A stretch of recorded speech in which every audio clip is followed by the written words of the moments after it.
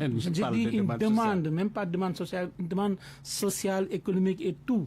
C'est une demande de la population sénégalaise qu'on ait une justice équitable, une justice indépendante, mais une justice aussi qui ne suit pas seulement la clameur populaire. Je pense qu'on a des magistrats très bien formés, on a un ministre de la République qui est un magistrat très bien formé. Comme il a dit tout à l'heure, s'il y a un Sénégalais de quelque bord qu'il se trouve, du côté du pouvoir ou du côté de l'opposition, s'il a un maille à partir avec la justice doit faire son travail. Mais justement ces inquiétudes... Justement, je vais venir sur l'exemple qu'il a donné tout à l'heure. Il ne faut pas aller plus vite que la justice, n'est-ce pas? Ce monsieur-là dont on parle, on dit qu'il a insulté... Azoura Fall. Oui, Azoura Fall. Qu'il a insulté le président de la République.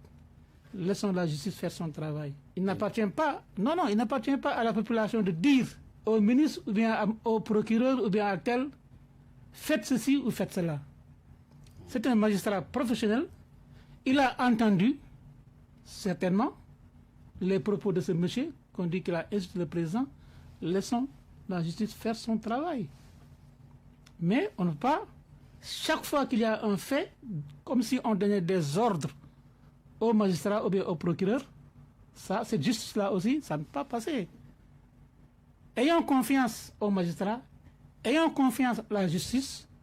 Je pense que tout Sénégalais qui aura commis une infraction... Le problème ici, c'est la diligence qu'on a apportée à une question... Oui, tout ça, c'est une question... Oui, tout ça, c'est le travail... On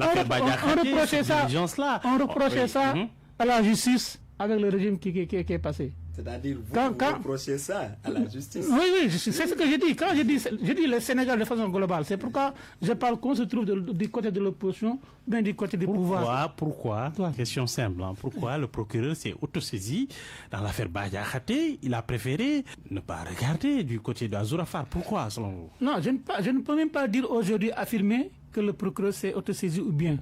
Même s'il l'a fait, attendons qu'il réagisse par rapport à l'autre affaire. Pourquoi vouloir tout de suite le contraindre à agir? Je ne comprends pas. Est-ce que vous comprenez Non, c'est vrai. Le Sénégalais ne peut comprendre. Parce qu'aujourd'hui, il n'y a pas que ces deux affaires. Mon cher Bachir. Dans le fonctionnement normal d'un pays, il n'y a pas que ces deux affaires. Peut-être chaque jour, il y a une affaire où le procureur peut s'autosaisir. Chaque jour, à travers le pays. C'est pourquoi je dis, laissons le magistrat, le procureur, qui a son temps de travail, de faire ce qu'il faut faire. Alors, donc, Saourou Sène, l'opportunité des poursuites, on le sait, appartient au procureur de la République. Voilà. Écoutez, ça, personne ne le discute. Mais je dois rappeler quand même qu'il est important que nos amis comprennent déjà la réalité du pouvoir, qui est différent du discours populiste de l'époque. Pourquoi? Parce que il n'y a pas ce qu'on n'a pas dit à cette justice dans cette opposition qui vient d'arriver au pouvoir. C'est ça aussi la vérité.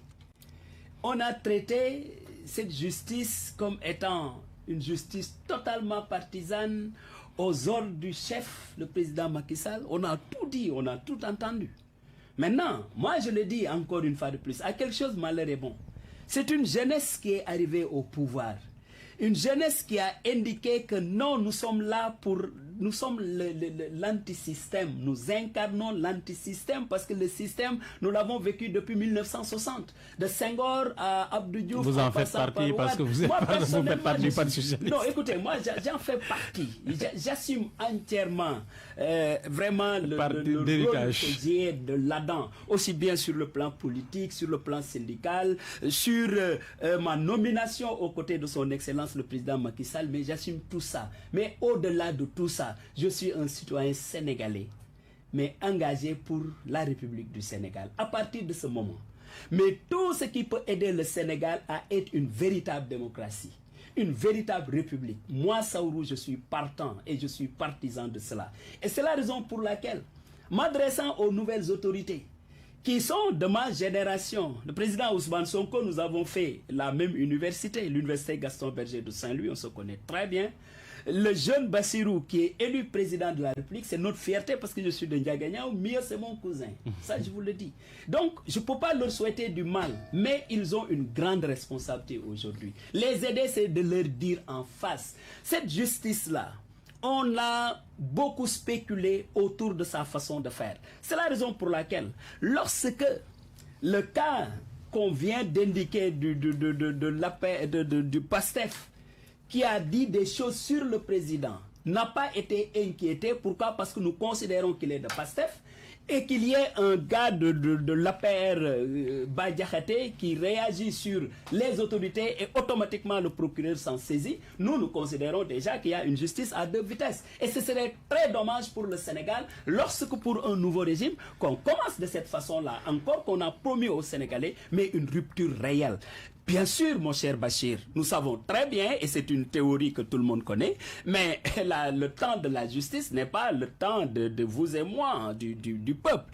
Et on sait aussi que la justice, elle est rendue au nom du peuple. Mais, encore une fois de plus, lorsqu'il y a des choses qui nous paraissent, qui se présentent comme une certaine incongruité, mais c'est important qu'on le relève. C'est la raison pour laquelle je dis cette justice-là, encore une fois de plus, avec le nouveau ministre, avec le nouveau procureur de la République, dont on dit qu'il est très intègre. Nous attendons qu'il prouve aux Sénégalais, mais ce caractère intègre pour que tous les Sénégalais soient égaux devant la loi. Et c'est important pour nous tous. Alors, Bachir, Mohamed El Bachir, reddition des comptes, vous promettez que la justice peut-être ira jusqu'au bout. Si je vous pose la question, peut-être que c'est parce qu'on a vu par le passé que sur la liste des 25 ans qui devaient être poursuivis par le procureur, 2 seulement ont été mis en prison. C'est l'exemple, on se souvient, Karim Wade et Taïb Ndiaye, entre autres. Le reste là n'a pas été inquiété et puis la CREI n'a plus rien fait. Oui, c'est pourquoi. D'abord, je dois préciser à M. Sen qu'il n'y a pas un nouveau procureur. C'est toujours le même procureur qui est là, qui était sous le régime de Macky Sall, qui est toujours là. Donc, il n'y a pas de nouveau procureur. Il y a un nouveau ministre, mais il n'y a pas de nouveau procureur.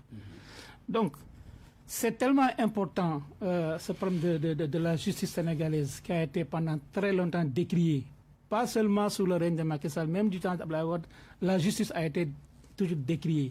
Parce que la position du citoyen, généralement, quand il a un problème avec la justice, si il a raison, il dit qu'on a une bonne justice. Si on ne lui donne pas raison, il fustige la justice. Ça a été toujours comme ça. Ça, on a vu Ousmane Sonko quand même. Oui, c'est comme ça. Oui, c'est ce que j'ai dit.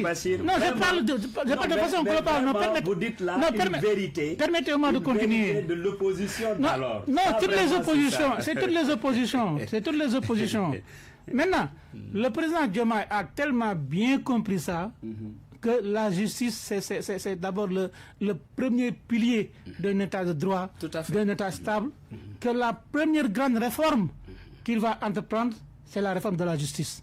C'est pourquoi on a convoqué le mardi, je pense, pour commencer cette réforme. Le dialogue national commence par la réforme de la justice. Donc, les nouvelles autorités ont bien compris l'enjeu et je pense qu'ils sont bien placés pour comprendre qu'il faut une justice indépendante, qu'il faut une justice impartiale pour le développement du Sénégal. Je pense que sur ce plan-là, nous sommes tous tombés d'accord. Maintenant, par rapport au cas, je reviens toujours sur le cas d'Azurou Fall, il ne faut pas dire qu'il n'est pas inquiété. Il faut dire qu'il n'est pas encore on ne sait pas. Il n'est pas encore inquiété. Ça commence à durer là. Hein? Non. Oui. Comme il a dit tout à l'heure, nous avons notre temps en tant que citoyens, notre temps d'impatience. Mais la justice aussi a son temps. Et c'est pas... Si vous allez dans les bureaux des magistrats, vous trouverez tellement de dossiers qui durent des années, des années et des années. Donc, ils ont du travail à faire. N'est-ce pas? Maintenant, il y a ce qu'on peut appeler... Juste une remarque pour lui permettre... Il y a ce qu'on peut appeler le flagrant délit et tout ça là. Là, je suis d'accord. Mais pour moi, laissons vraiment le procureur aller à son rythme de travail. C'est ça. Mais j'ai une remarque quand même. Allez-y. En général, lorsque le procureur s'autosaisit, c'est lorsqu'il y a offense au chef de l'État. Là, il y a presque offense au, oui, il y a au offense Premier ministre. Aujourd'hui, c'est une nouveauté. C'est une offense au Premier ministre et non au chef de l'État. Et très souvent, dans une tradition républicaine, moi je ne suis pas juriste, je n'ai pas l'habitude de nager sur des questions que je ne maîtrise pas et qui ne relèvent pas de mon domaine, mais quand même, il était souvent entendu que le procureur s'autosaisit en cas d'offense au chef de l'État. On a entendu une offense au chef de l'État, le procureur ne s'est pas autosaisi, et cette fois-ci, la nouveauté, c'est l'offense au Premier ministre, et le procureur s'autosaisit automatiquement. En tout cas, c'est une forte préoccupation que nous avons pour clarifier cet aspect. Oui, moi aussi, je ne suis pas juriste, mais je ne peux pas dire que c'est seulement quand il y a offense au chef de l'État que le procureur s'autosaisit. Le procureur a l'opportunité des poursuites. C'est à lui de voir si telle affaire mérite qu'il s'autosaisit ou bien si telle autre affaire mérite qu'il s'autosaisit. Maintenant, si pour autant il y a offense au chef de l'État, il doit s'autosaisir, n'est-ce pas? Mais comme j'ai dit tout à l'heure, insulte le président de la République. oui, j'ai dit, c'est pourquoi c'est pourquoi j'ai dit. Je pose la question. Oui, c'est une offense. Oui, mais c'est pourquoi j'ai dit, laissons le procureur son temps de travail. C'est aujourd'hui maintenant que vous acceptez qu'on laisse le procureur son temps de travail. On l'a toujours accepté. Il faut laisser le procureur son temps de travail, n'est-ce pas? Moi, je parle en tant que citoyen sénégalais. Qui a toujours confiance en sa justice. Mais il n'y a pas ce qu'on n'a pas dit à cette justice. Mais ce n'est pas la première fois, comme j'ai dit, quand on est dans l'opposition. Et puis, ce n'est pas l'opposition, c'est le citoyen sénégalais. Quand il y a mal à partir avec la justice, si on te donne raison, tu dis que la justice... Davantage les hommes politiques, hein? Oui, justement. Si on te donne raison, tu dis que la justice est bonne, indépendante. Si on ne te donne pas... Qu'est-ce qu'on n'a pas dit? Vous parlez de l'opposition qui est arrivée au pouvoir aujourd'hui. Qu'est-ce qu'on n'a pas dit avec le juge de Ziguinchor? C'est l'affaire... Voilà. Parce que il avait... Qui avait rendu une décision favorable à Ousmane Sonko. C'est pour ça que c'est la nature du Sénégalais. Qu'on soit dans l'opposition ou bien qu'on soit dans le pouvoir, c'est toujours pareil. Maintenant, c'est pourquoi, comprenant cela, ces imperfections-là, que les nouvelles autorités, à la personne du président Diomaye Faye, ont entrepris de faire la première grande réforme de gouvernance du pays, en commençant par la réforme de la justice. Justement, la réforme de la justice, le dialogue national, pour réconcilier les Sénégalais avec leur justice, quelles devraient être ces grandes réformes selon vous? Bon, je ne suis pas du milieu, je ne suis pas magistrat. En tant que citoyen. Mais en tant que citoyen, c'est comme on a dit, la justice est là pour réguler la société, pour réguler les différends entre les citoyens, entre l'État et les citoyens. Donc toute réforme normalement viserait à ce que la justice soit indépendante, que la justice puisse faire son travail, que la justice puisse être dotée de moyens suffisants en termes de ressources humaines, en termes de moyens matériels pour pouvoir faire son travail. Faut-il réduire les pouvoirs du procureur comme on l'a toujours demandé? Bon, réduire les pouvoirs du procureur... Dont on dit qu'ils sont exorbitants, au Sénégal en tout cas. Enfin, ça dépend encore de la position où on se trouve. Comme j'ai dit, moi je ne suis pas du milieu, je ne suis pas magistrat, mais en tout cas, que le procureur ait des pouvoirs exorbitants ayant l'opportunité des poursuites, que le procureur dépende du ministère, tout ça c'est des questions que les experts vont voir pendant ces travaux de réforme de la justice. Saourou Sène, sur quoi il faudra insister lors de ces assises? J'ai dit toujours que nous avons une jeunesse qui accède au pouvoir. La particularité de la jeunesse, en tout cas ce que nous attendons d'une jeunesse, c'est qu'elle n'ait pas froid aux yeux. Et qu'elle ait vraiment cette ambition de changer véritablement de système, surtout pour ce qui concerne cette justice qui, depuis des années, est décriée. Nous avons, dans toutes les démocraties, l'existence de 3 pouvoirs. Le pouvoir exécutif, qui est incarné par le président de la République et son gouvernement, le pouvoir législatif, qui est incarné par l'Assemblée nationale, et le pouvoir judiciaire, qui est incarné par la justice. Alors, si nous voulons une indépendance de la justice, ayons le courage de déconnecter la tutelle de l'exécutif sur la justice. En quoi faisant? Mais si aujourd'hui, ce que le Sénégal a comme magistrat, donc l'élite de la justice sénégalaise, si on pouvait leur faire entièrement confiance et leur demander d'assumer leur pleine responsabilité devant les Sénégalais dans ce domaine juridique, je crois que rien n'empêcherait à ce qu'il n'y ait plus un ministre de la Justice qui siège au gouvernement et qui assure la tutelle de la justice. Parce que si vous voulez déconnecter la justice, mais du tutorat de l'exécutif, il faut faire cette déconnexion. Ayez l'audace, non, laissez-moi terminer mon analyse. Ayons l'audace de permettre aux magistrats sénégalais, mais de se retrouver et de choisir un procureur pour un temps bien déterminé. Gouvernement des juges, non, on ne risque pas d'avoir cela? Non, ce ne sera pas le gouvernement du juge. Vous savez que l'Assemblée nationale élit son président, avec tout le bureau de l'Assemblée. Faisons comme cela avec la justice sénégalaise.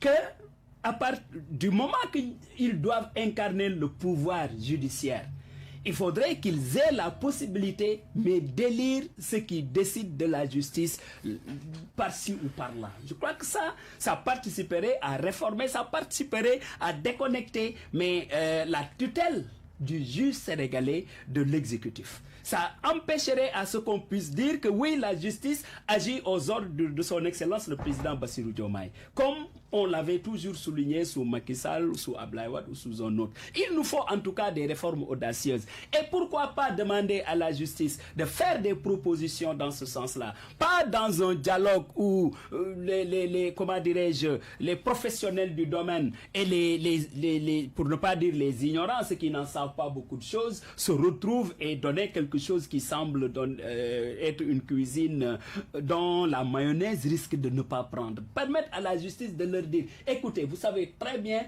que dans ce contexte-là, beaucoup a été dit sur vous. Quel type de réforme proposez-vous Alors l'équilibre devrait consister, selon certains, à suivre l'ornière déjà tracée par plusieurs États qui se sont engagés dans la voie de la réforme, qui a permis à des pays comme par exemple la France de créer une autorité judiciaire indépendante appelée le juge des libertés de la détention, à qui il est dévolu, on le sait, le pouvoir exécutif d'apprécier de l'opportunité ou non en cas de poursuite, de placer par exemple sous mandat de dépôt.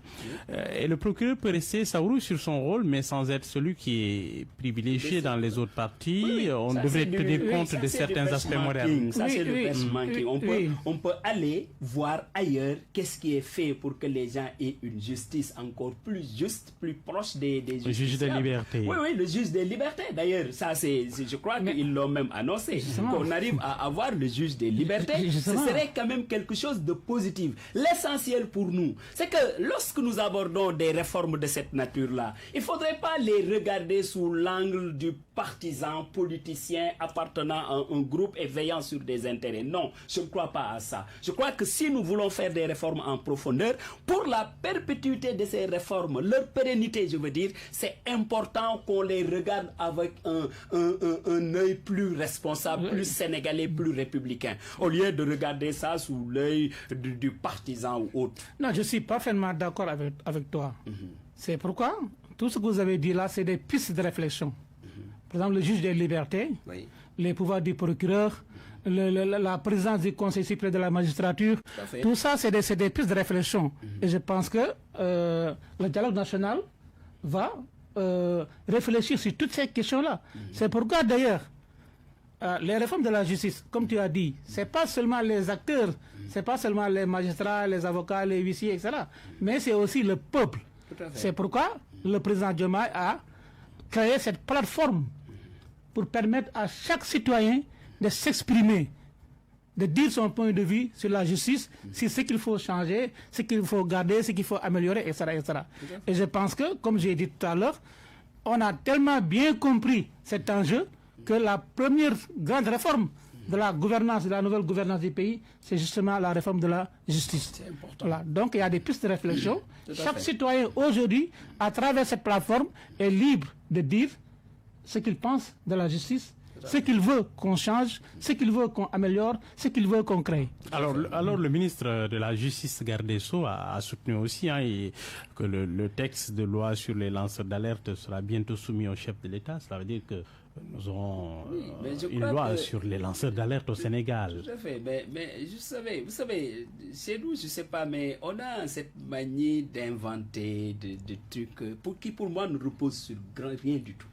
Quand on parlait de... On n'en a pas besoin, les lanceurs d'alerte? Oui, d'activistes. Quelle est cette nouvelle profession d'activiste ou de lanceur d'alerte? Moi, je crois qu'il faut qu'on reste dans les règles de la République. La République, elle est sacrée. Et la République est tellement belle que chacun a sa place là-dedans. Pourvu seulement que chacun respecte l'autre dans sa position. C'est important. Les Européens, ils sont passés par là. Et ils ont pensé, à un moment donné, dans l'invention de la République, que la République est un modèle de gouvernement qui permet à chacun de retrouver son compte là-dedans. C'est pourquoi aussi, dans un pays comme le nôtre, bien sûr que par rapport à l'Occident que j'évoquais tout à l'heure, nous sommes encore une jeune nation. Nous sommes confrontés à la réalité des choses, aussi bien dans la gouvernance que dans tout ce que nous entreprenons chaque jour. Mais il faut qu'on se tolère, il faut qu'on se respecte et il faut qu'on comprenne quand même que ne serait-ce que par rapport à notre foi, que ce Sénégal-là nous appartient à nous tous. Et c'est pourquoi, je le dis et je le répète quand même, sans port de gants, nous avons vécu ces dernières années une situation qui a failli faire chavirer le Sénégal. Et ça, personne n'a le droit de nous ramener dans cette histoire-là. Qu'il y ait partout des casses qu'on brûle, qu'on insulte à longueur de journée dans des réseaux sociaux et que des gens se déclarent activistes et au nom de leur activisme qu'ils puissent dire tout ce qu'ils veulent sur des citoyens honnêtes. Mais en même temps, on peut vous rétorquer aussi que les lanceurs d'alerte permettent de mettre en lumière des faits, par exemple, de malversation financière. Ils portent sur la place publique des faits portant, par exemple, gravement atteinte à l'intérêt général. Dans la rupture, Mohamed Aliou, je vous dis une chose. D'abord, il faut qu'on soit d'accord, et je l'ai dit dès le début, que la reddition des comptes, mais c'est un élément de gouvernance. Oui, que des gens gèrent des biens publics, qu'ils terminent leur gestion et qu'on fasse des états des comptes pour voir ce qu'a fait Alioune, ce qu'a fait El Bachir, ce qu'a fait Saourou. Mais ça, c'est tout à fait normal. Ça, on n'a pas besoin de lancer d'alerte. Sauf que maintenant, dans une démocratie qui se veut très claire, lorsqu'il y a des rapports, mais naturellement, on déclassifie les rapports, on les publie pour que chacun sache ce que chacun a fait. Ça participe à la clarté de la gestion, ça participe à la gouvernance. C'est la raison pour laquelle je crois que sur ce plan-là, mais l'actuel régime a devant les Sénégalais, mais la responsabilité de leur dire exactement ce qui s'est passé. De ce point de vue, nous n'avons aucun problème. Parce que demain aussi, ce sera à leur tour. Oui. Alors, El Bachir Diack, lanceur d'alerte, oui, mais attention aux dérives aussi. Oui, je suis bien d'accord. Vous savez, dans toute loi, bon, j'ai pas encore vu, je pense que c'est à l'état de projet de loi. Bon, on n'a pas encore vu le contenu de ce projet de loi. Mais dans tous les cas, je pense bien que ce sera encadré pour qu'il n'y ait pas de dérives, pour qu'il n'y ait pas de la délation. Mais ça a commencé, on a vu des vidéos qui montrent des maisons de tiers présentées. Oui. Mais ça, c'est très grave. Oui. Une seconde. Comme acquise de manière illicite. Vous savez, il faut qu'on respecte les Sénégalais. J'ai vu un monsieur qui n'a aucun titre pour cela aller filmer la vidéo de la maison de quelqu'un pour dire voilà, cette personne-là, comment il a pu acquérir. L'autre élément aussi, c'est cette décision-là, il y a une circulaire prise par, je crois bien, le directeur des impôts et domaines, qui demande à arrêter toute délivrance de NICAD, de titres, tout, pour des zones ciblées, qu'il a même lui-même indiqué dans la note. Oui. Je dis bien, c'est une façon de dire à tous ceux qui ont droit à ça dans ces zones, mais d'arrêter, de ne pas avoir leur titre. L'autre élément, combien de Sénégalais travaillaient dans ces zones-là pour gagner leur vie? Vous demandez à tout cela qu'on arrête sans pour autant qu'on ait des justificatifs qui montrent qu'eux, ils n'ont pas droit à ça, ça me pose un problème. Oui, mais il ne faut pas qu'on soit dans l'émotion. Vous savez, vous savez, au Sénégal, souvent, on est dans l'émotion, on est dans la passion. Vous savez, comme j'ai dit tout à l'heure, pour la loi sur les lanceurs d'alerte, on n'a pas encore vu le projet de loi. Attendons de voir le contenu et je pense bien Ça, c'est ma conviction personnelle. Et connaissant aussi ce que le président Diomaye veut faire, hein, que cette loi sera encadrée. Ça, j'en suis sûr. Maintenant, qu'il y ait des vidéos qui sortent, qu'il y ait des dénonciations, je ne pense pas qu'on va se baser sur ça tout de suite pour entamer des mais ça peut jouer sur l'opinion publique. Ah, oui, ça peut jouer sur l'opinion, mais il appartient maintenant aux autorités de rassurer l'opinion. Il appartient aux autorités de rassurer l'opinion. Vous savez, quand une nouvelle autorité arrive... Mais cette vidéo, personne ne l'a dénoncée. Moi, je n'ai même pas vu cette vidéo. Il y a eu beaucoup de vidéos. Hein, non, j'ai pas vu. Moi, j'ai pas vu. Vous savez, les réseaux sociaux aussi, des fois, bon... Moi, je ne porte pas voilà. Je vous dis, j'ai vu Dambodj avec Clédor Sène aller filmer l'immeuble de quelqu'un. Ok, d'accord. Je suis d'accord. Mais je pense que je dis que les autorités ne se laisseront pas manipuler par cette dénonciation. Je pense bien. Ça, c'est mon opinion personnelle. Mais ça a fait son effet sur sur l'opinion publique. Sur la décision du directeur des impôts et domaines. Tu sais, un État, un régime, un nouveau régime, quand il vient, il est dans trois temps d'urgence. Le premier temps, c'est quoi? La continuité de l'État.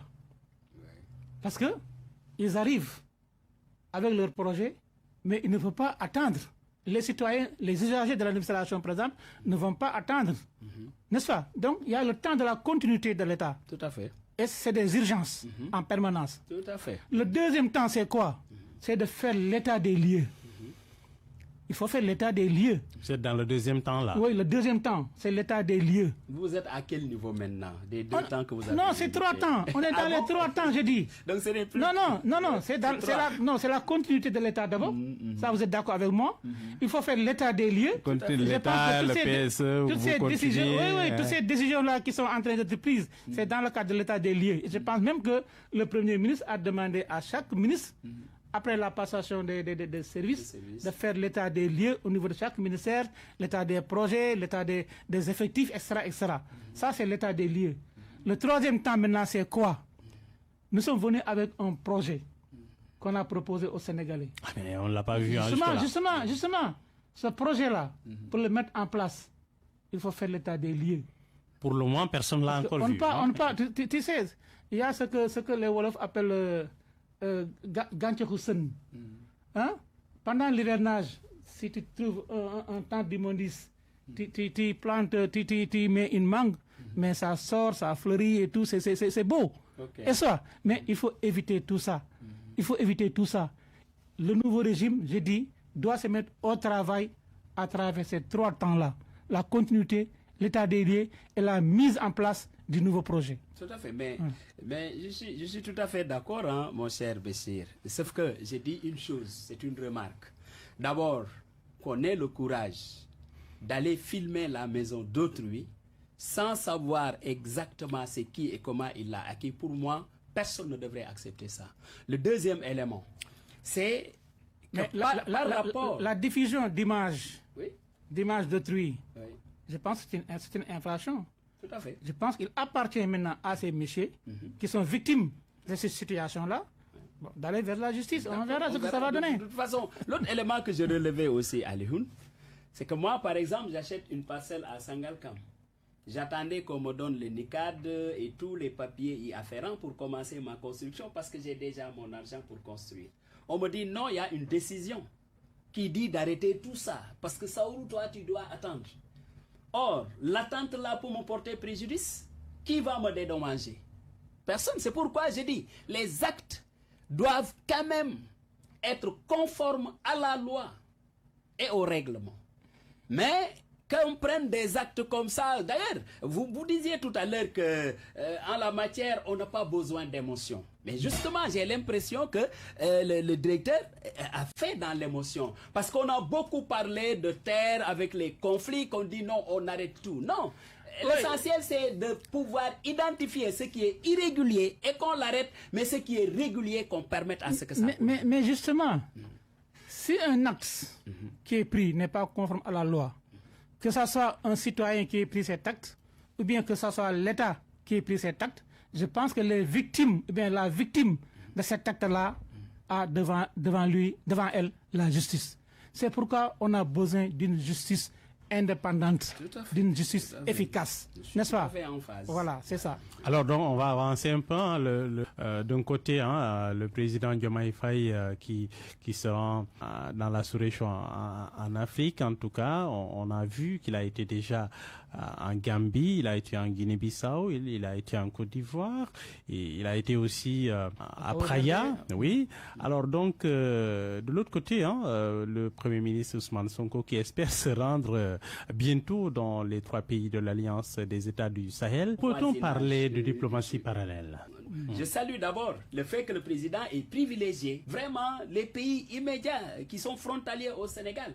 Parce que quand même, nous avons des situations au Sénégal qui font que pour assurer la sécurité des personnes et des biens pour notre pays, c'est important que le président Bassirou Diomaye parle le même langage que son homologue de la Mauritanie, son homologue de la Gambie, celui de la Guinée ou des 2 Guinées, entre autres. Cela, je le salue. Maintenant, qu'on ait une tournée, une descente du chef de l'État dans la sous-région et qu'on ait parallèlement aussi une descente du Premier ministre, ça me pose un problème.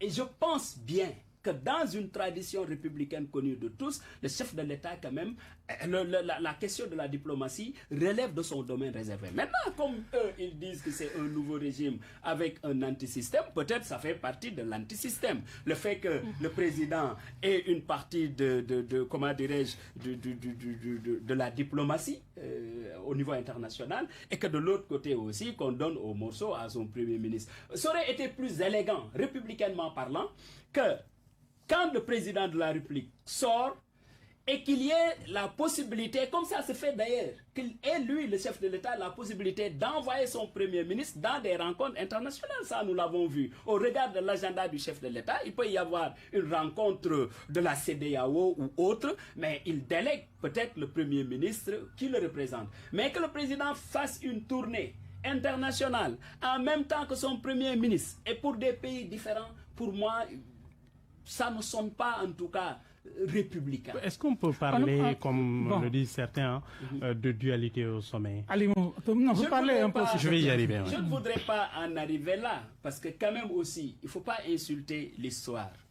Pour ce que nous tous Sénégalais avons vu et vécu, nous avons vu quand même des relations très huilées entre le président Diomaye et son frère Ousmane Sonko. C'est comme ça que je peux le dire. Ils ont toujours été ensemble. Moi, je ne suis pas quelqu'un qui se met dans les relations intimes de 2 personnes, a fortiori de 2 personnalités. C'est la raison pour laquelle je n'irai pas jusqu'à dire qu'il y a cette dualité-là. Mais, en tout cas, de ce que nous attendons du Premier ministre avec son jeune frère, c'est que le Premier ministre soit plus indulgent à l'endroit du président de la République, qu'il le comprenne mieux, parce qu'encore une fois de plus, il y a de ces comportements. Si le Premier ministre se comporte de cette façon-là, mais naturellement, les gens vont dire qu'il y a une dualité au sommet. Alors que les Sénégalais ont élu comme président de la République, mais le président Bassirou Diomaye. Ça aussi, c'est la vérité que de le dire. Alors donc, El-Bachir Diak, on a vu le Premier ministre Ousmane Sonko recevoir à Dakar Jean-Luc Mélenchon. Alors pourquoi, comme le déplorent certains, pourquoi Ousmane Sonko marche-t-il sur les plates-bandes de son président de la République, le président Diomaye? On sait que la diplomatie, quand même, c'est un domaine réservé du chef de l'État. Oui, justement, la diplomatie est un domaine réservé du chef de l'État. C'est pourquoi on ne peut pas parler de diplomatie parallèle. C'est un domaine réservé du chef de l'État. C'est le chef de l'État qui définit la politique de la nation. Et la diplomatie peut s'exercer à travers le ministre des Affaires étrangères, à travers un ministre de la République ou bien un Premier ministre, à travers nos ambassadeurs qui sont à l'étranger. Le chef de l'État peut même envoyer un plénipotentiaire qui n'est même pas membre du gouvernement dans le cadre de la diplomatie. Donc on ne peut pas parler de diplomatie parallèle. Il ne peut pas y en avoir. Si le Premier ministre entreprend de faire des voyages dans certains pays de la sous-région, c'est certainement avec l'aval du président de la République. Il ne peut pas le faire de façon autonome sans l'aval du président de la République. Donc on ne peut pas parler de diplomatie parallèle. Même si, il l'a dit, la diplomatie est un domaine réservé.